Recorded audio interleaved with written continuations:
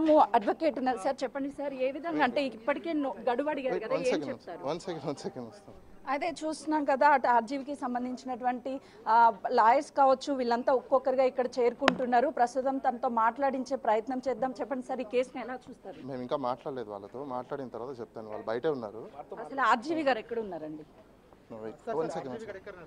చూస్తున్నాం కదా, వాళ్ళకి సంబంధించినటువంటి అడ్వకేట్స్ వీళ్ళంతా పోలీసులతో మాట్లాడడానికి ప్రస్తుతం వస్తున్నారు. అసలు పోలీసులతో ఏం మాట్లాడతారు ఏంటి అనేది చూద్దాం. అసలు పోలీసులు ఎందుకు వచ్చారు ఏంటి అనేదాన్ని వివరాలను అడిగి తెలుసుకుంటున్నారు. సీసీకి అండ్ ఎస్హెచ్ఓకి వెయిట్ అండి, ఒక నిమిషం మాట్లాడుతున్నాను. ఒక సెకండ్ ఆగండి. మా కార్ వాళ్ళకి పెట్టి కెమెరాలు వాళ్ళకి పెట్టండి. మేము ఆల్రెడీ నోటీస్ ఇచ్చిన దానికి రిప్లై ఇచ్చాము. దానికి ఇంతవరకు రెస్పాన్స్ లేదు. దానికి రెస్పాన్స్ కావాలంటే ఇండియాలో డిజిటల్ పోలీసింగ్ అనేది వచ్చింది. పర్సనే ప్రెజెన్స్ అవసరం లేదు. సో దానికి సంబంధించిన కోర్ట్ చేస్తూ మేము నిన్ననే ఈరోజు మార్నింగ్ కూడా స్పీడ్ పోస్ట్ కూడా పంపించాము.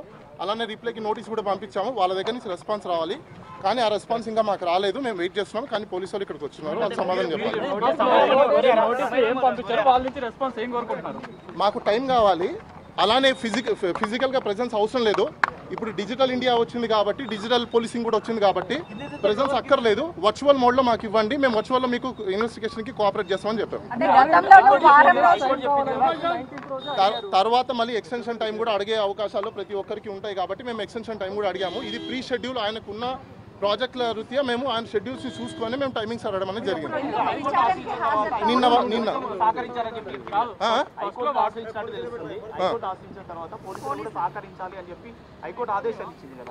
హైకోర్టుకి సహకరించాము. హైకోర్టుకి ఆశ్రయిస్తే ఇంకా బెయిల్ అప్లికేషన్కి సంబంధించిన రేపు వాదనలు ఉంటాయి. క్వాష్ పిటిషన్ కూడా మేము ఫైల్ చేసాము. అది కూడా హీరింగ్కి వస్తుంది. క్వాష్ కొట్టేలేదు, అదే మీకు చాలా మందికి తెలియదండి. క్వాష్ కొట్టలేదు. క్వాష్కి ఇన్స్ట్రక్షన్స్కి నోటీస్కి పంపించింది. వాళ్ళ సైడ్ నుంచి కౌంటర్లు దాఖలా చేయాలి. దాన్ని కొట్టేయడం అన్నారు. దాన్ని కౌంటర్స్ వేసిన తర్వాత ఫైనల్గా హీరింగ్ చేసి అసలు ఈ కేసు నిలబడుతుందా లేదా అని చెప్పి తర్వాత చెప్తారు.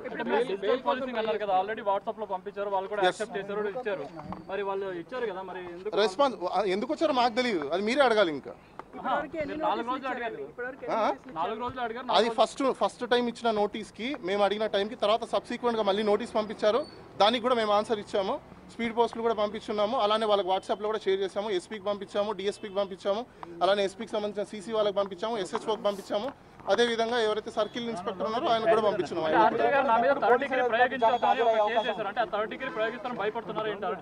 ఒకటి థర్డ్ డిగ్రీ ఎవరు ప్రయోగించినా వాళ్ళ మీద కూడా క్రిమినల్ ప్రాసిక్యూషన్ అవుతుంది. అందులో చూసి ఆర్జీవీ గారు భయపడేంత సినిమా లేదు. ఎవరు కూడా ఈ రోజు పోలీసు వాళ్ళు వీఐపీ స్టేటస్లో ఉన్న వ్యక్తిని తీసుకెళ్లి థర్డ్ డిగ్రీ ప్రయోగిస్తే ఎవరు కూడా చూస్తూ ఊరుకోరు. మేము కూడా కన్సర్న్ కాంపిటెంట్ అథారిటీకి మేము కూడా అప్రోచ్ అవుతాము. గత ప్రభుత్వంలో ప్రయోగించారు కదా, ఒక ఎంపీ మీదే ప్రయోగించారు కదా. గత ప్రభుత్వంలో ప్రయోగించారనేది ఎవరికి తెలియదు. అది సుప్రీంకోర్టులో పెండింగ్ ఉంది.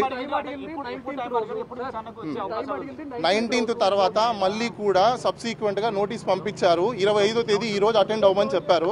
దానికి సంబంధించి మేము నిన్న లెటర్ రాసాము. ఈరోజు మార్నింగ్ వాళ్ళకి వాట్సాప్లో పంపించాము, పోస్ట్లో కూడా పంపించాము. వాళ్ళకి డెలివరీ అవ్వడానికి టైం పడుతుంది. అది వాళ్ళు ఇంకా మేము మాట్లాడలేదండి. కాదండి, ఒకటే కేసులో ఫస్ట్ మేము అడిగిన మేము ఏదైతే టైం అడిగిన తర్వాత మళ్ళీ వాళ్ళు వేరే టైంలో సేమ్ నోటీస్ ఇస్తారు. అడిగిన తర్వాత మళ్ళీ మేము కూడా రిప్లై ఇచ్చాము.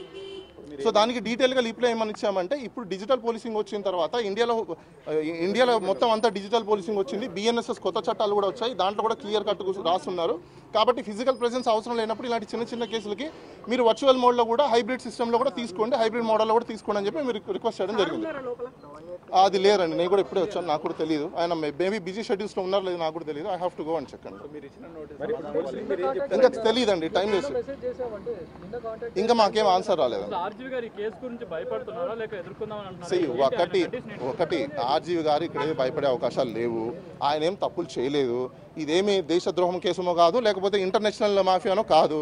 ఇది ఒక డిజిటల్కి సంబంధించిన ఒక పోస్ట్ చేశారని చెప్పేసి అని ఒకరు కంప్లైంట్ చేశారు. అసలు నిజంగా అది కంప్లైంటా కాదా లేదా అని వెరిఫై చేయడానికి మాకు కొంచెం సమయం కావాలి. వాళ్ళు కంప్లైంట్ ఇచ్చారు, వాళ్ళు ఎఫ్ఐఆర్ కట్టారు, అది ప్రాసెస్.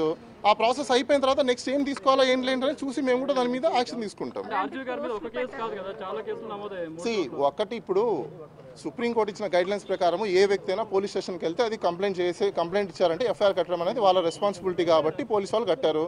తర్వాత వాళ్ళు మాకు నోటీస్ ఇచ్చారు, నోటీసుల ప్రకారం మేము కూడా ఫాలో అవుతాం. రూల్ ఆఫ్ లా ఏదైతే ఉందో దాన్ని కంటిన్యూ చేస్తాము. Anything else? Okay, right.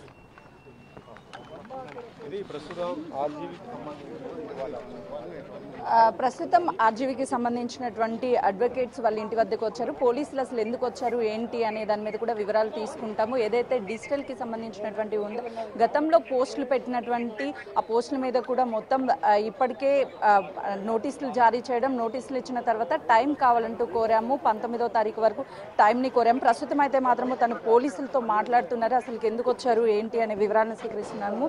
చూస్తున్నాం కదా విజువల్స్లో వాళ్ళకి సంబంధించినటువంటి అడ్వకేట్ ఎవరైతే ఉన్నారో డీటెయిల్స్ని అడుగుతున్నారు. మేము ఆల్రెడీ ఈ కేసుకి సంబంధించినటువంటి నోటీస్ పీరియడ్ని అడిగాము, టైం కావాలని కోరాము అని చెప్పి చెప్తున్నారు. కానీ పోలీసులు ఎందుకు వచ్చారు ఏంటి అనే దాని మీద వాళ్ళకు కూడా చెప్పడం లేదంటున్నారు. మరోవైపు ఆర్జీవీ ఉన్నారా లేదా అనే దాని మీద కూడా పోలీసులు వివరాలు సేకరిస్తున్నటువంటి పరిస్థితి ఉంది. వీళ్ళు కేసుకి సంబంధించి ముందుగానే మేము 19న రమ్మని చెప్పినప్పుడు నోటీసులు ఇచ్చినప్పుడు మేము హాజరవ్వడం లేదు అని చెప్పేసి గడువు కోరాము. ఆ తర్వాత నిన్న మేము